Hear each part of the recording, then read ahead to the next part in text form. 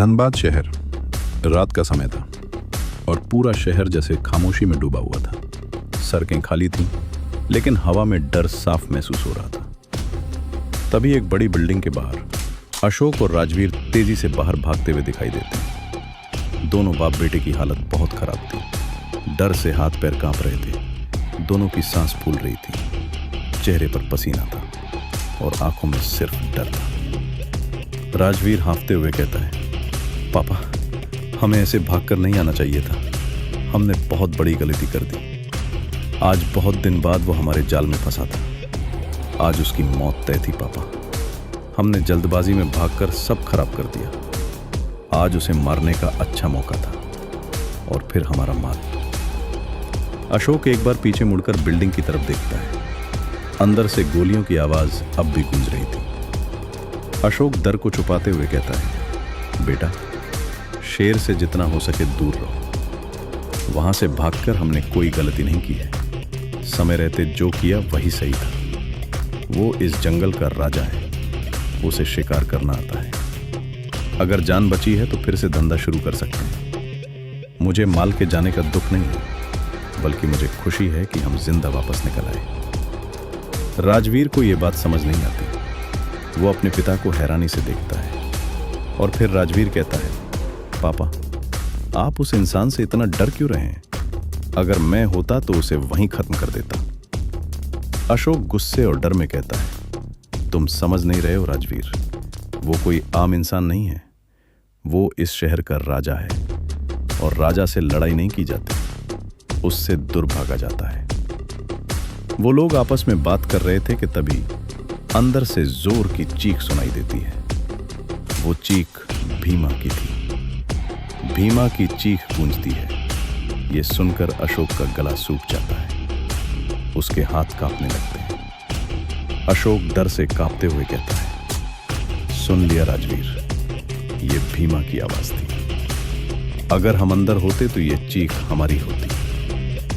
वो राक्षस है, राक्षस। उसे कोई नहीं मार सकता, कोई नहीं। अगर जान प्यारी है तो चलो यहां से। राजवीर अपनी पापाते बात को सुनकर डर जाता है और दोनों बिना पीछे देखे अपनी कार को कांपते हाथों से स्टार्ट करने की कोशिश करता है और कार स्टार्ट हो जाता है और वहां से भाग जाते हैं। उधर बिल्डिंग के अंदर पूरा हॉल खून से सना हुआ था। चारों तरफ लाशें बिखरी पड़ी थी। दीवारों पर गोलियों के निशान थे और बीच में रुद्रा घुटनों के बल बैठा हुआ, खून से लथपथ, लेकिन आंखों में आग अभी भी जिंदा थी। उसके सामने खड़े थे मुर्शीद और भीमा। वो दोनों अधमरे हालत में थे। उन दोनों को देखकर ऐसा लगा जैसे रुद्रा ने उन दोनों को बहुत मारा है। उन दोनों की सांसें टूट रही थी और चेहरा डर से सफेद हो चुका था। रुद्रा वहीं पर बैठा था, बिना हिले और बिना कुछ बोले, पर उसका खौफ इतना था कि मुर्शीद और भीमा दोनों में से किसी की भी हिम्मत नहीं हो रही थी कि उसके पास जाकर उसे देखे कि वो मर गया है या जिंदा है। मुर्शीद हाँफते हुए कहता है, ये मरा क्या? भीमा डरते हुए कहता है, हाँ, लगता है मर गया। भीमा धीरे धीरे चारों तरफ देखता है। वहां पर करीब 50 से ज्यादा लाशें। रुद्रा ने सबको मार दिया था। किसी का सिर कटा हुआ, किसी का हाथ नहीं, किसी का शरीर टूटा हुआ। पूरा हॉल नरक बन चुका था, जिसे देखकर उन दोनों की हालत खराब हो रही थी। मुर्शीद कांपते हुए कहता है, ये आदमी था या राक्षस? इसने अकेले इतने लोगों को मार दिया।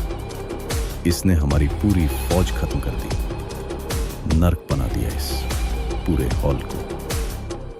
भीमा डर से कहता है, ये इंसान नहीं हो सकता। इसने हमें मौत का एहसास करा दिया। तभी रुद्रा धीरे धीरे अपना सिर उठाता है।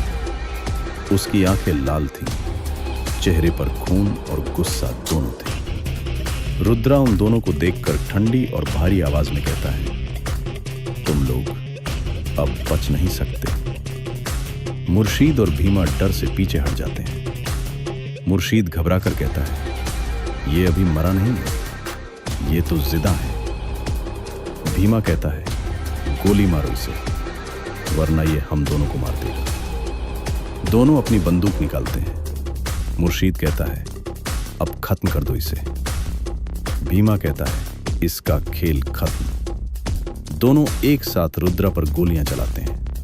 दाएं दाएं। रुद्रा का शरीर कांपता है। वो थोड़ा पीछे जाता है लेकिन गिरता नहीं। रुद्रा गुस्से में कहता है, इतना आसान नहीं। रुद्रा अचानक आगे बढ़ता है, एक गुंडे की बंदूक छीन लेता है और दूसरे को जोर से गिरा देता है। मुर्शीद डर से कहता है, ये तो मर ही नहीं रहा। भीमा कहता है, भागो यहां से। वो दोनों भागने वाले थे कि तभी रुद्रा दोनों का गला पकड़ लेता है। दोनों ही छटपटाने लगता है। दोनों की सांसें अब बंद होने को थीं। तब भीमा अपनी बंदूक से रुद्रा को एक और